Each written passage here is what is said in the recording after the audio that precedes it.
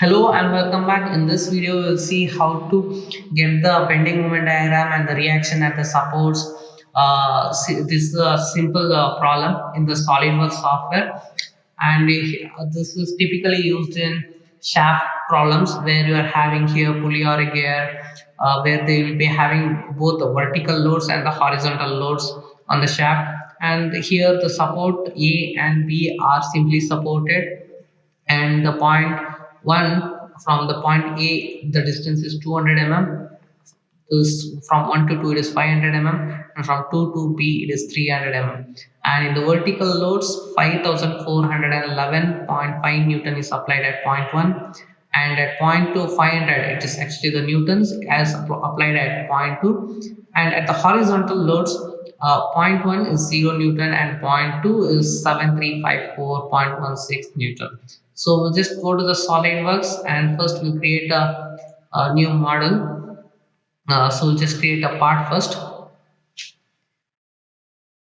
and remember in this we are going to use the weldment so that it will act as a frame. So in the frame itself we'll be getting the shear force and bending moment diagram. Since it is a structural member, it will act as a frame. If you just directly model using this 3D tools, you just need to convert again it into frame properties. So directly we are going to add the frames over here itself. And for this analysis, for making drawing, getting only the bending moment or the reaction at the supports, or finding the stresses, you don't need actually the that is the cross section area. But for the software, it needs, otherwise it does not proceed further. It shows or it throws some errors. So I'll just create a sketch. Okay, I'll just start from this point. Okay, I'll just add the dimension, and from this point to this point total distance it is actually yeah, it is you can see it is 1000.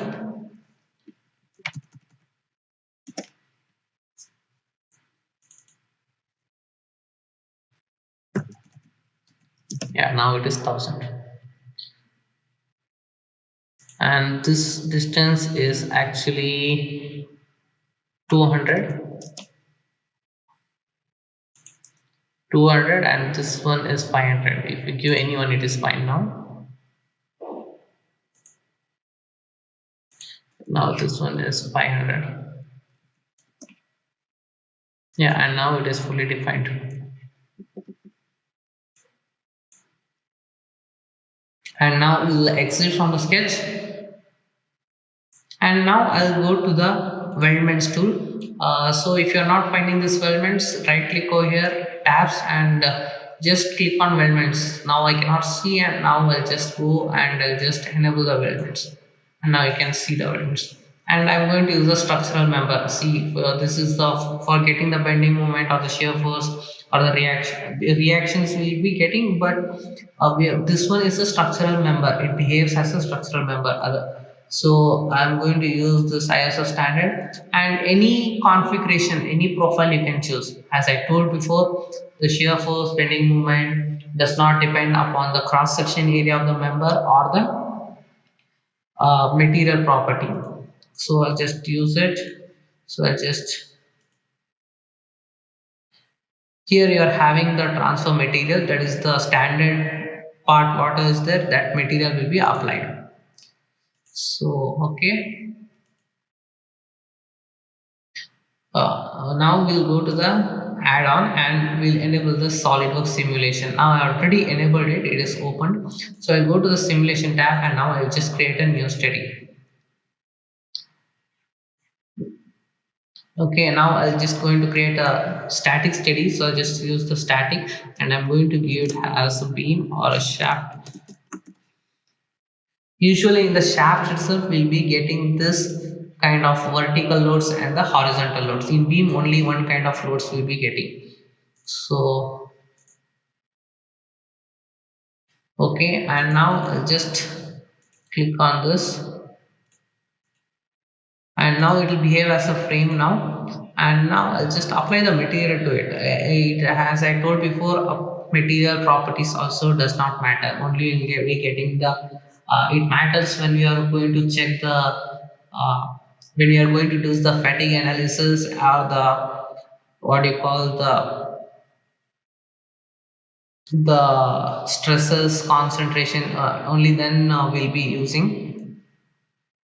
So I just apply some material, and now I'll just go to the fixture advisor, and now I'm going to give the fixed geometry, and now I'll just use the immovable. So it is there is here and here, since it is a simply supported beam, and now we'll just click on OK. And now I'll just go to the loads, and I'll just add the force, since we are having the force over here, and here I'll just use the joints, and I'm having go here. So here at this point, at a distance of 200, only vertical load is there. Vertical load is 5411.5. Okay. So I'll just select a plane. I'll just expand this tree, and you can choose any one of the plane. It does not matter. And here you can just select and just see the direction where it is there. If it's not appropriate, go now. You can see if it's not appropriate, just change the direction. Yeah, and now if you're getting it in the opposite direction, just reverse it, and the load is 5411.5. So 5411.5 Newton. Okay, and now we are done, and again I'll just go to the force. Here we can apply horizontal load and vertical load individually by using like this, or I'm going to show how to apply both the loads simultaneously. And here, because we are going to get both the loads simultaneously, vertical load as well as the horizontal load. First I'll apply the vertical load of 500 Newton, and here I just choose the joints, and I'll select this joint. If you model it as a frame and divide it into these segments, you will be getting this option. Otherwise you will not get force, this joint option and all, you will not be getting. So we have to model this part as in the frames itself, that is the weldments. So just choose this one, any plane is fine, as I told before. We'll just check the direction how it is there. Okay, I'm going to apply it horizontally, and I need that one. Okay, both are fine. I'll just reverse this direction, and any of this reversing direction does not affect anything. Only the axis of orientation will be getting differently. So yeah, and this one is the vertical load, and this one is the horizontal load. You can see, you can change the arrows over here.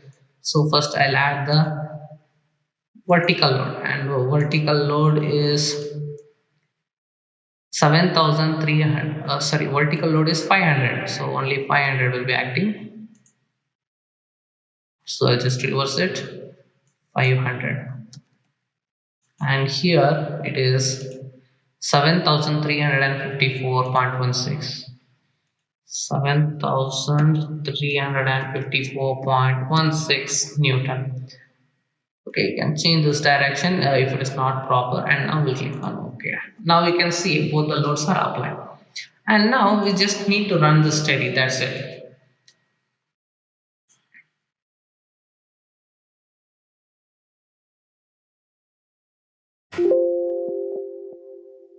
Yeah, and now you can see the stress as well as the displacement. And now I'll go to the results, and I'll just define the beam diagrams. And here I'll just get the moment about direction 1, and I'll select all the beams, because this if you select this, you can just select the individual beam. So now I'll just select all the beams together, and I'll just go to the chart option, and here I'll enable show maximum and minimum value, and here I'll just choose the floating value numbers. Yeah, and now you can see this shear force, and now may apply another shear force, that is the bending moment diagram, in the other direction. This So just in the second direction, and here again in the, I'll just show the maximum minimum values. I'll just enable the floating. Yeah, now you can see both things. So just go to the proper view now. Yeah, now this is the maximum and minimum value, and obviously it will be maximum here. And since this is the vertical bending moment diagram, you can get a graph like this. Now we'll just show list beam force. We'll use this option. So now we'll just use the reaction force. So I'll just select the plane and joint and the joint I'm going to use this one and click on update. And here you can see the reaction if Fy, Fz as well as the resultant. And you can cross verify these reactions, okay, manually. This problem actually I have taken it from the book in the design of charts, from the design of machine elements, problem number 11th one, where I have already got the vertical load and the bending load. You can just verify it. You can get the reaction over here as same, and I'll just clear it, and at this end also, yeah, you'll get the same answer. I have verified it. Fi and Fz will get the same answer.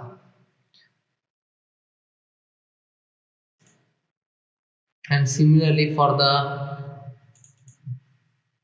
and I'll just change back the view, you guys see properly. And now we can see over here. Okay. This is the, you can see only one force is applied over here, which means it is the horizontal bending moment diagram. And you'll get the same answer, same bending moment diagram. And if you want, you can just select this, and here you can just verify it again. I'll just go to the result, and I'll just go to the least beam forces, and I'll just choose only this one. I'll just choose this one, and here I'm getting the bending moment as, yeah, I just use it only at the two supports. So here I'm getting as minus 441 in the negative direction, and 896.54 Newton meter. You will get the same answer. You can verify it manually from the textbook also. And now here I'll just show you and one more thing which is not required for this one. Here you can see the defined stress of safety factor. So here you can see the safety factor is less than 1. If it is less than 1, that means the material will fail. Always it should be greater than 1. Okay, so cannot withstand the load. That is how you need to understand what is the FOS, that is the factor of safety in SolidWorks. Not only in just the SolidWorks, in any software you take, if it shows the safety factor in the analysis, mean it should be greater than 1. If it is less than 1, it will fail. And thank you for watching my video. Please do like and subscribe my channel for more videos like this, and comment below for any suggestions. Thank you.